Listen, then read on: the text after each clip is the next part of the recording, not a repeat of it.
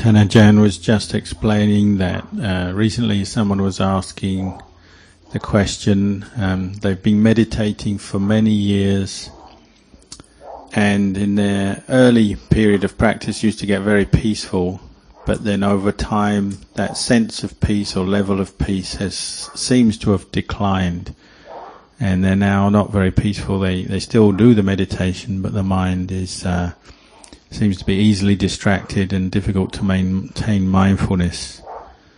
So he was just answering them about the development of the peace of the mind, the development of the practice. He was getting them to review how to develop a good foundation in practice, and that is to see that when we use a meditation object, such as the breath or a mantra like Buddho, after developing mindfulness on this for a while, we might find that the mind gathers together, unifies in one-pointedness, just for a short period of time, maybe for a few minutes, 5 minutes, 10 minutes. This is what we call Khanika Samadhi, momentary concentration.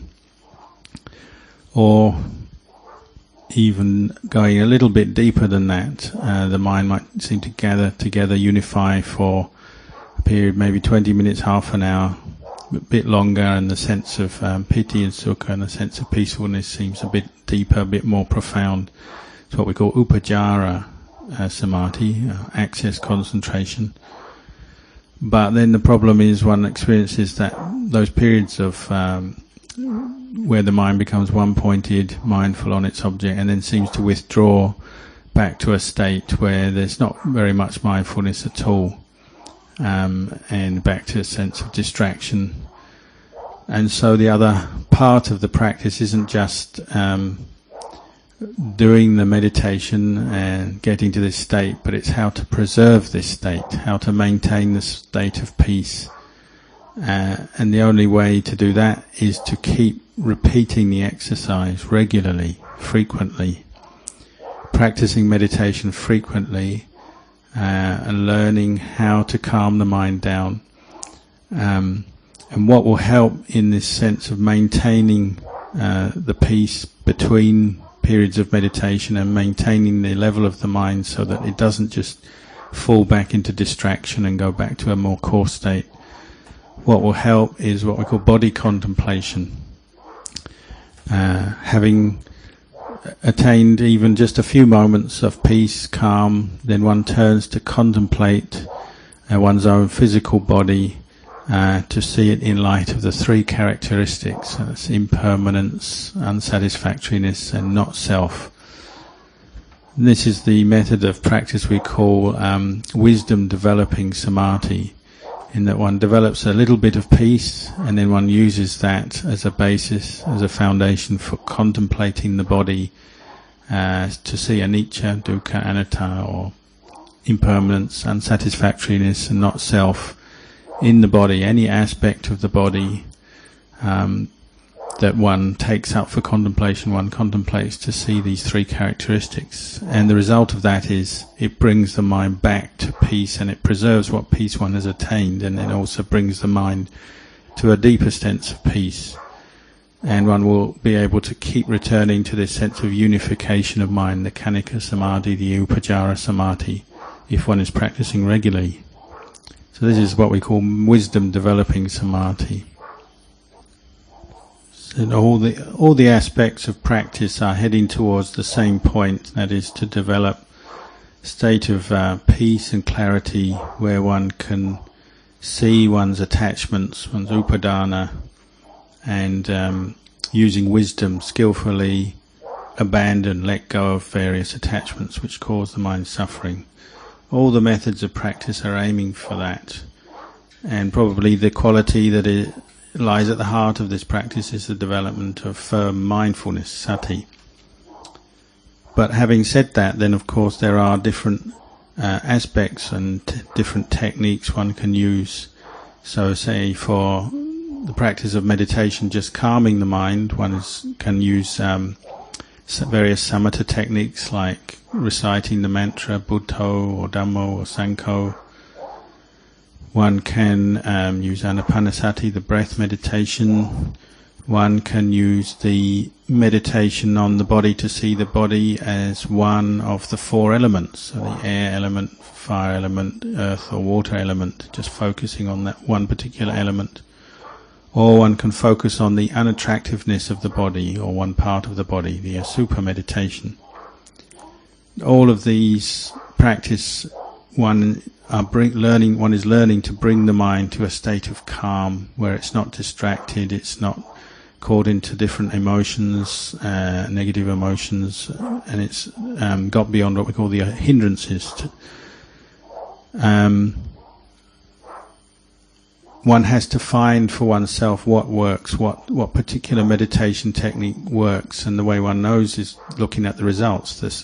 One learns to become skilled in bringing one's mind to a sense of peace and calm, and once one can see the mind going in that direction, then one keeps developing that meditation. But the idea is to learn to use calm, the calm that one develops, as a basis for insight. And of course, when developing insight, one is contemplating anicca, dukkha, anatta, the three characteristics. One can apply that to oneself internally, to one's physical body, one's mental experiences, feelings and thoughts, and so on. Or one can turn to contemplate the world around one, different objects, material things, other people, and so on. The idea being brings wisdom to the mind, brings the mind to understand the simple truths about nature, that we are all impermanent, everybody and everything in this world, impermanent, unsatisfactory, not self. And again, the sort of measuring stick or the guideline to whether that's working is the sense of peace and ease one has when confronting and dealing with the changes that one faces as a human being, the changing nature of this world. That could be one's personal change of, say, one's physical aging, sickness, discomfort, different kinds of painful experiences one has with the body, that kind of change. Not bringing suffering to the mind, because one can see clearly with mindfulness and wisdom, it's the nature of the body to be subject to change. Or it could be the change of the world around us, the material world, physical world, other people, other things around us changing. And again, the mindfulness and the wisdom is clear enough not to get caught up into that. One has a sense of detached understanding of reality whenever one is affected by change. These are the kind of signs or results one can expect as one contemplates. So these two aspects of the practice, the development of the sense of calm and peace through meditation, and then development of wisdom, they go hand in hand, support each other, and they've been tried and tested by our teachers. So Ajahn Chah has practiced in this way, and we can have faith and confidence that he, as an enlightened teacher, he found results practicing in this way. And out of compassion, he passed his teaching and this way of practice on to us, so we can take faith in that. And the thing to do now is, say, having come to find these teachings, come into contact with them, is to really give it your sincere effort and commitment, and try not to get caught into the doubting mind that likes to think, maybe there's some other better method for me, or some method I'll get quicker realizations, quicker understanding, get enlightened more quickly. That's the sort of the worldly conditioning we have. We come from a background where we're always chopping and choosing and trying to find what's better and go here and there, but the result of that is the mind doesn't settle down in the practice. So really the thing to do now is, having found a good teacher and a good method, is to really put it to the test through your own efforts and practice with it. It's natural in the beginning to have these doubts about the practice, to be wondering how to practice, what methods to use, what methods will give me quick results. And particularly these days, with the large number of teachers, different centres, monasteries, or the different media that can convey the Dhamma to us, then that only gives us food for more doubts. Venerable Ajahn Chah was very direct though in his teaching. He always said, just practice mindfulness and go to that place in the middle, place of detached equanimity, where you're just knowing your experience and you're not caught into the emotions of either liking and delighting in things or disliking and averse to things. And the way we practice this is through the practice of mindfulness with sense contact. As human beings, we have our 6 senses which are receiving sense data, information all the time. These 6 senses we call the ayatana. So the internal ayatana, our eyes, ears, nose, tongue, the touch of the body, and the mind itself. These meet with the external ayatana, meaning the sense objects that we are receiving all the time. So the eyes see forms, ears hear sounds, and so on. The way to practice here is using mindfulness, bringing up mindfulness at each moment of sense contact. And you might ask yourself, to begin with, how do I feel as I see something or as I hear something? Am I caught into the pleasantness of this experience or the unpleasantness of it? You will notice how the mind tends to mentally proliferate. It forms emotional reactions and thought concepts around each sense contact, going to the 2 extremes, either one of attraction or aversion, liking or disliking. Well, Luang Por Chah said through the power of mindfulness and wisely reflecting and observing our experience, we learn to keep our mind in the middle, because this is where we can see the Dhamma, and we'll see the 3 characteristics of existence in all Dhammas, meaning in all phenomena, physical and mental.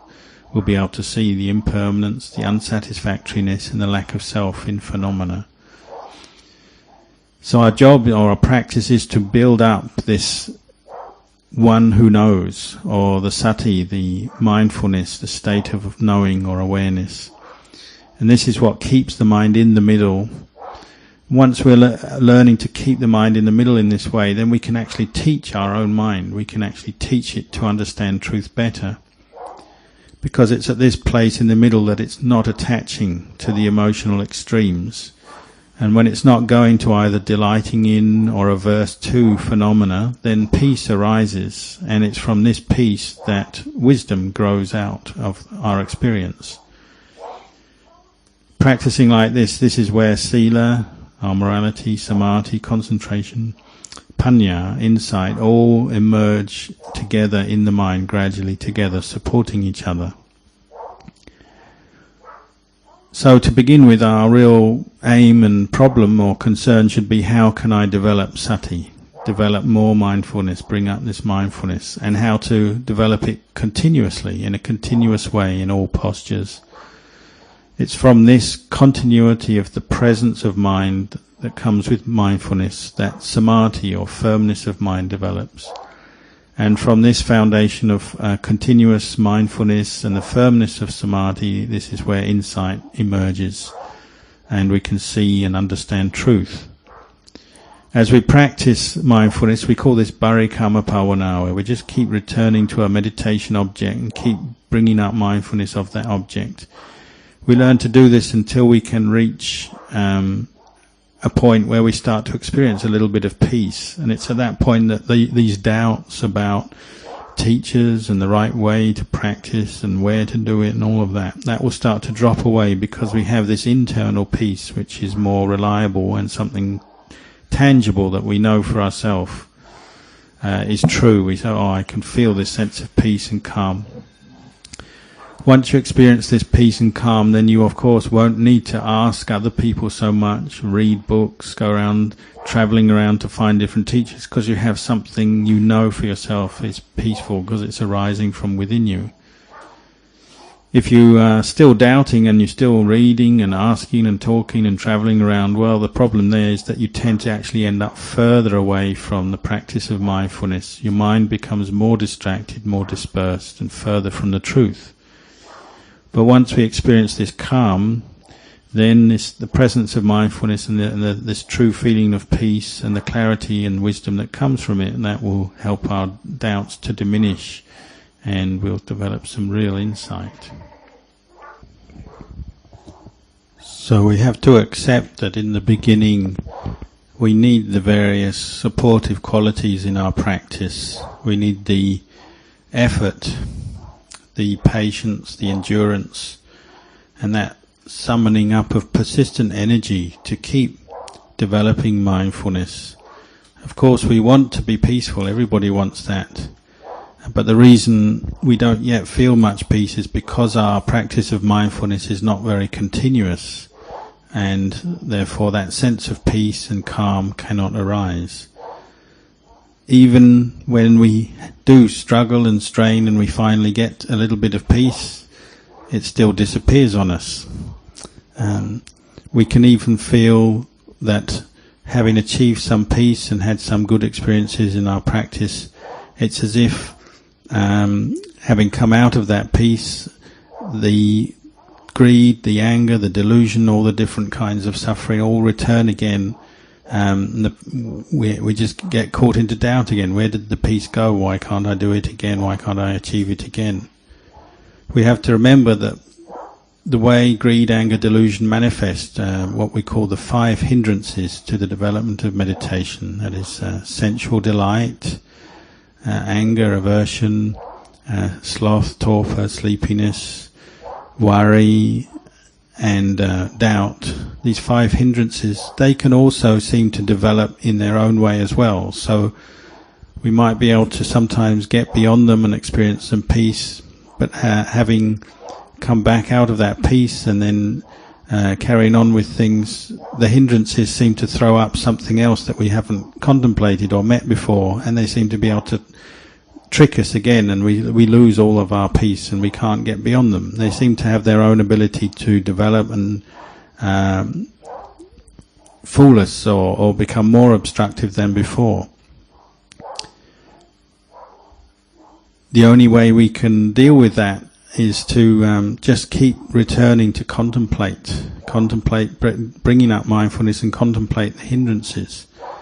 We have to keep contemplating the source of them, the root of them, where, if we're caught into worry, where the worry is coming from, where the sleepiness is coming from. Keep returning to mindfulness and not let these different moods and emotional states, negative emotional states, take over the mind and cause more confusion.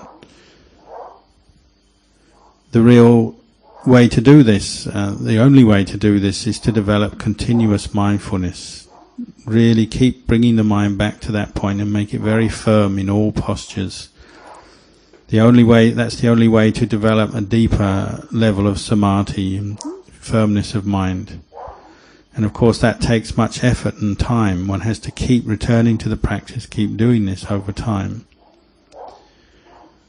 The more states of peace we experience, then this makes it more easy to contemplate and see the 3 characteristics in our experience, whether it's the physical body or our feelings, our moods.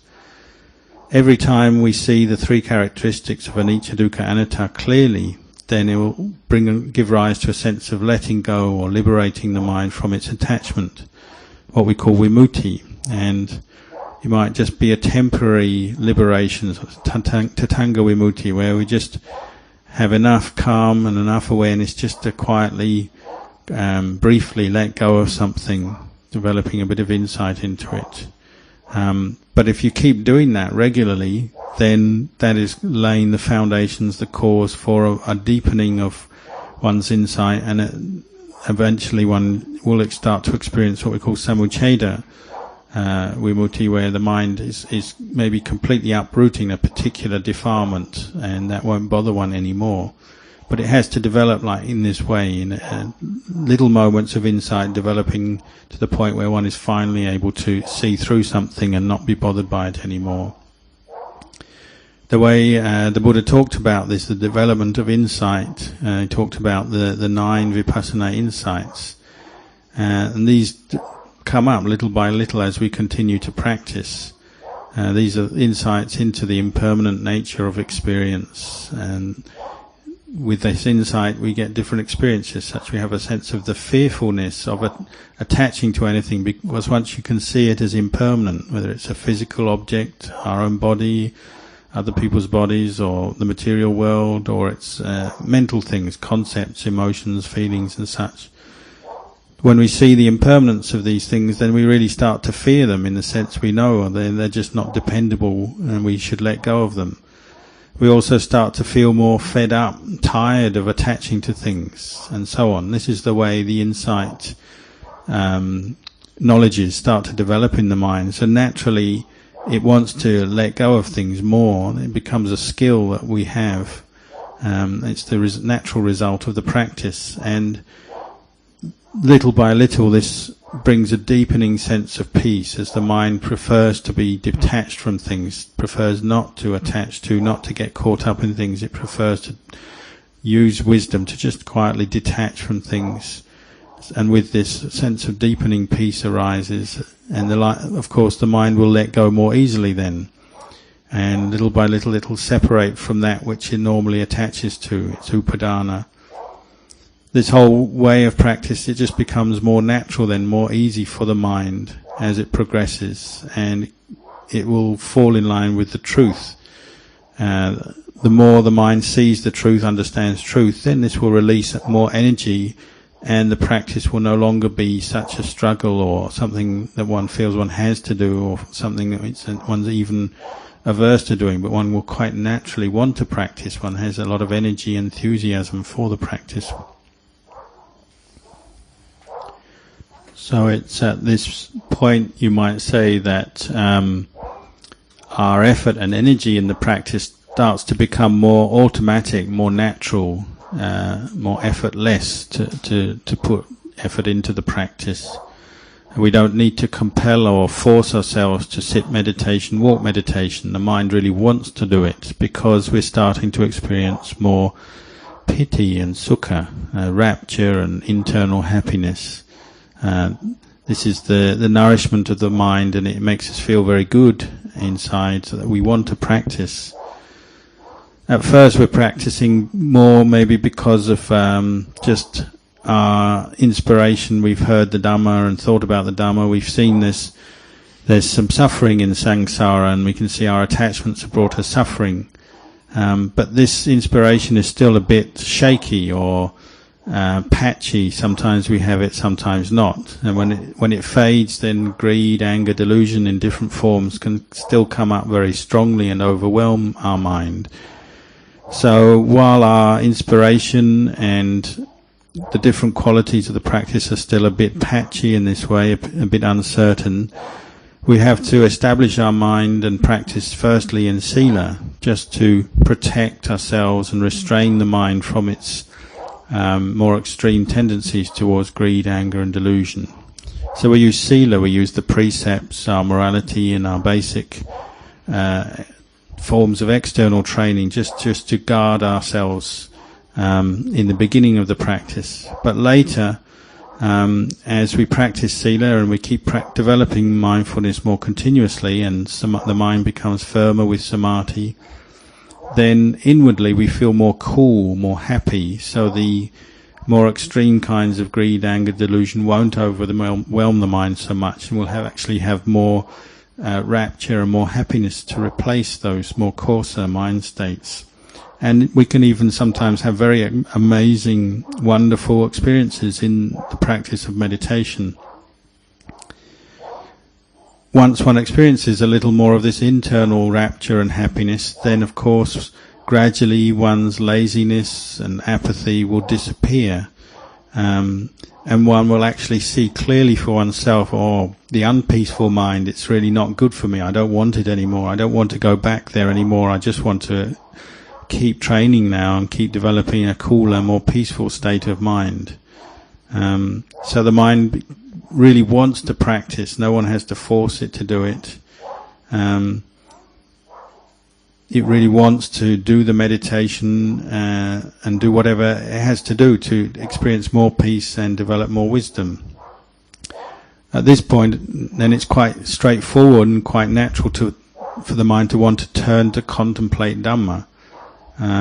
It's easier. One doesn't have to try so hard to do that. So one turns and frequently contemplates maybe the anicca, dukkha, anatta of this body, or the asupha of this body, the unattractive nature of this body. And because the mind is now more refined, more settled in itself, contemplating the body in this way actually gives rise to piti and sukha. So it's actually enjoyable and brings up a sense of happiness to see the unattractive and impermanent nature of this body. With that sense of internal happiness arising, there's a sense of interest in the practice, so it's not boring, and one has no more doubts about it. One knows it's something good, useful, and that really brings peace to the heart. And this is where one's internal saddha or confidence starts to arise. It's no longer a kind of patchy or temporary inspiration based on just hearing Dhamma or thinking about the Dhamma a little bit. This is one's own internal faith or confidence in the practice, the experience of the practice. One knows for oneself that it's the right thing to do because it's bringing one peace and happiness. And this kind of internal arising of faith and confidence brings forth more energy, more effort.